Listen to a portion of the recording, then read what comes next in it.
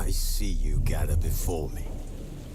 Hungry, terrified, clutching your babes to your breast. Emperor Emir has marched his legions into our lands, laid siege to every fortress from here to the Blue Mountains. Rabid and ravenous, he bites and bites away. Men of the North, you... Geralt and Yennefer were reunited, but something even more important happened in Vizima. Geralt learned that Cirilla, his one-time ward, had returned from afar, and she was in danger. He was to find her, at the Emperor's command and Yennefer's behest.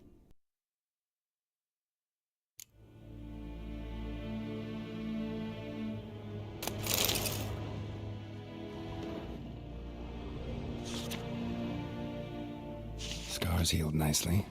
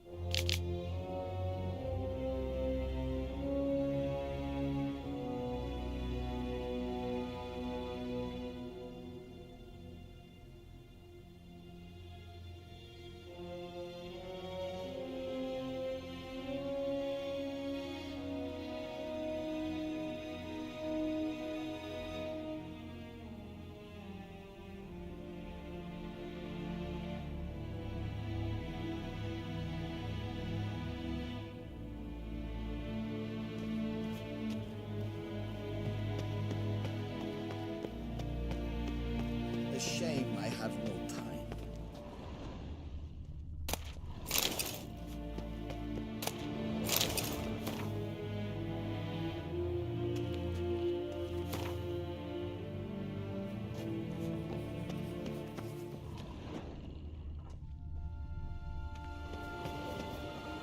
Ambassador Varatra, Yennefer suggested I ask you about current events, the war and so on. Of course.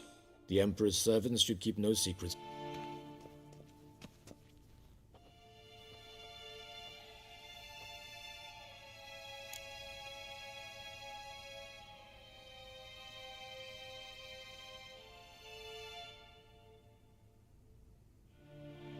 How's the war going? I mean, apart from the fact that Nilfgaard's triumph is imminent. I assume this to be a private conversation. We've no witnesses, so let's dispense with the propaganda, even that shrouded in irony. Our offensive was going splendidly until winter came. Edirn was in such disarray that we encountered no resistance. We had reached the Pontar before the first snows. Only a weakened Kaedwen remained, and Radovid's Redania, which had ignored the rest of the North's pleas for help. We thought they'd sue for peace, perhaps even submit to vassalization. We waited for spring, certain of victory. Radovid? Submit? Yes, a vain hope, I agree. Radovid sent no peace envoys, nor did he advance on our positions. Instead, he trudged over the snow-bound Kestrel Mountains and attacked Kaedwen, his ally. This attack took the Kaedweni by surprise. They were still mourning the loss of their king. Rudderless and dejected, they laid down their arms after a few lost skirmishes and joined Radovid. And so by spring, instead of two weak enemies, we had only one powerful one.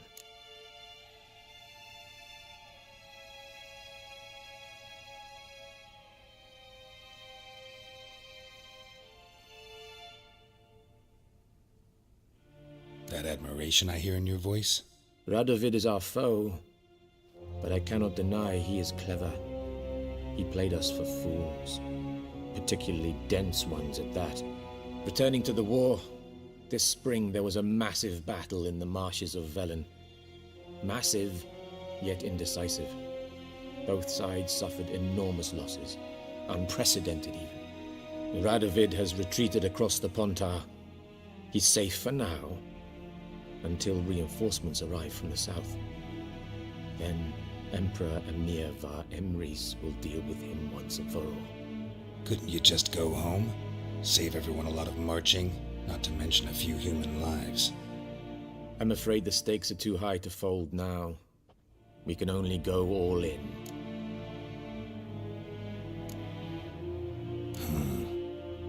How do things look in Velen? As bad as ever, perhaps worse. This land never flowed with milk and honey, and now it flows with blood. Armies have swept through it several times, trampling fields, looting granaries, burning villages. Famine grips the populace. So how's ruling that earthly paradise going for you? Not well, to be honest. Our forces are spread thin as it is, and Velen is chiefly swampy forests that are difficult to control. We've had several patrols never return to their camps. Thus, we've temporarily delegated authority in this region to a certain Nordling, a former low-ranking officer in the Temerian army, one Philip Strenger, better known by his nom de guerre, the Bloody Baron. I advise you well. Avoid him.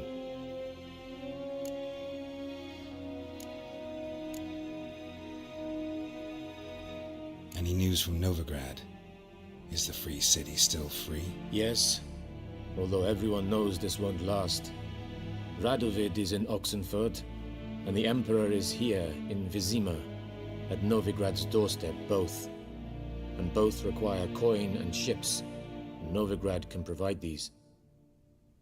Which is why the mood in the city is rather, well, on edge. Meaning? How do men deal with fear? They seek reassurance and scapegoats. The Church of the Eternal Fire understands this perfectly, and so it promises to improve the lives of its flock by pointing out the guilty. Who started the war? Who profits from it? Why, it's obvious. Mages, elves, dwarves, in a word, any and all deviants. I've been stationed in Novigrad for 13 years. First as a consul, then as ambassador. I've seen a great deal. Cruelty, cynicism, greed. But what is happening there now concerns me greatly. What's new in Skellige? Nothing. The islanders pride themselves on that, don't they? Doing everything according to tradition, as their forefathers did.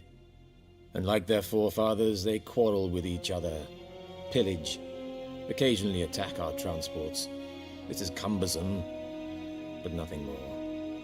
Skellige has always been a footnote to history, and so it shall remain. Sound awfully confident.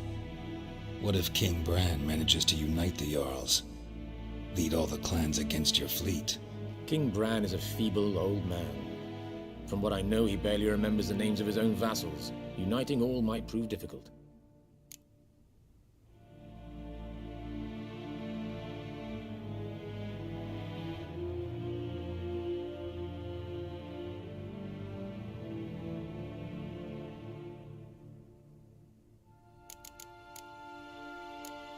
Thanks for your help.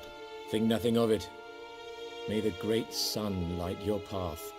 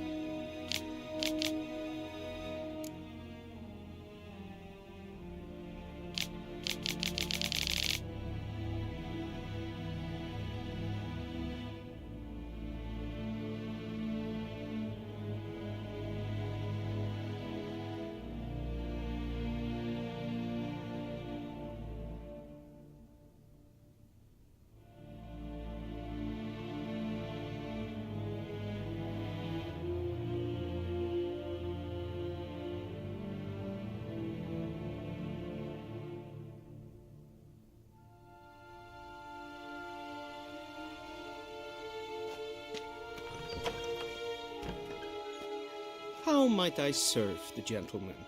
By returning my things.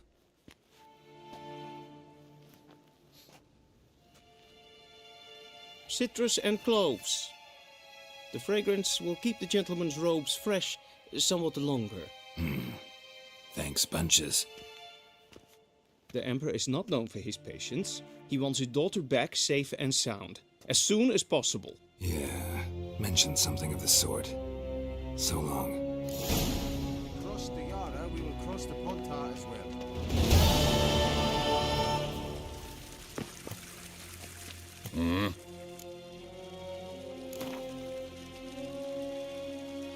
Wouldn't mind a few rounds of card.